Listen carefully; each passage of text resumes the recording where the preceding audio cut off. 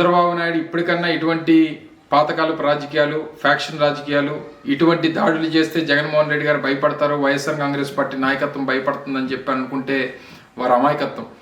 గతంలో ఇదే విజయవాడ ప్రాంతంలో వంగవీటి మోహనరంగ చావుకి, ఆయన మరణానికి, ఆయన హత్యకు కారకులైనటువంటి ఇదే తెలుగుదేశం పార్టీ ఇప్పుడు మళ్ళీ తిరిగి జగన్మోహన్ రెడ్డి గారిని మీద దాడి చేస్తే జగన్మోహన్ రెడ్డి గారు వెనకడుగేస్తారు, లేదా ఆయన రోడ్ షోలు మానుకుంటాడు, ఆయన సమావేశాలు మానుకుంటాడు అనుకుంటే అమాయకత్వం.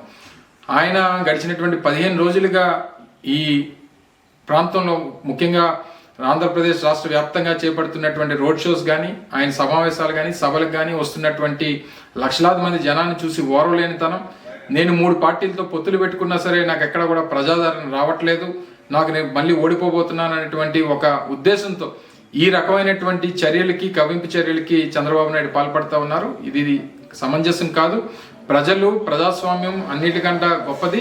డెఫినెట్గా రేపు రానటువంటి కాలంలో, రేపు మే 13వ తారీఖున జరగబోయేటువంటి ఎన్నికల్లో మళ్ళీ 2019 ఫలితాలనే ప్రజలు రిపీట్ చేస్తారు. జూన్ 4వ